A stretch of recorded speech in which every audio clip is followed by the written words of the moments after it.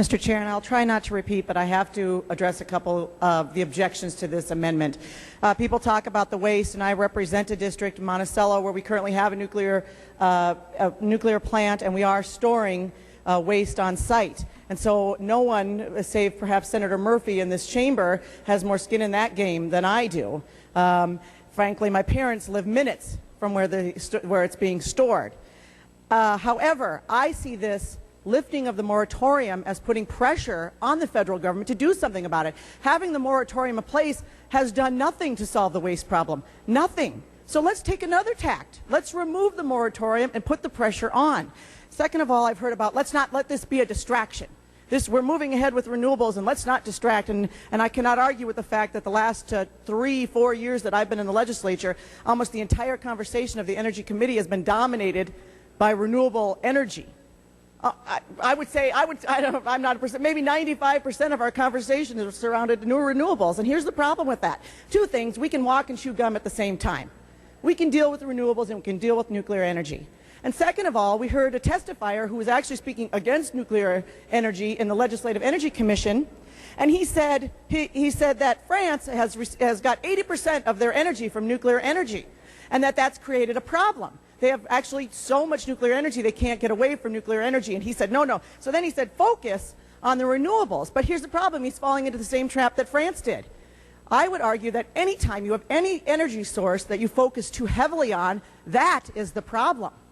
So we need to balance our portfolio, and that's what this does.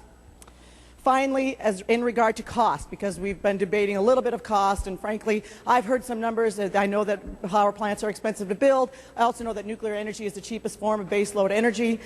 But this moratorium, this amendment in front of us, does nothing about requirements. There's no requirement for a certain percentage of nuclear energy. There's no preference for nuclear energy in this bill. And unlike the renewables in this bill, there's no automatic cost recovery for nuclear energy. So this does not remove any of the requirements by the PUC. They will still have to look at all aspects of costs surrounding any new plant that would have to be built. And so again, please, members, let's vote for this amendment. Let's begin this conversation. Let's add balance to our portfolio. Mr. Chairman, members, I respectfully ask that you vote yes on this amendment. Please vote yes for nuclear power. Please vote yes for less CO2. Please vote yes for less climate change. Please vote yes for cheaper energy. Please vote yes for nuclear power. Please vote yes on this amendment. The Secretary will take the roll on the A10 amendment. All senators voted who desire to vote. The Secretary will close the roll.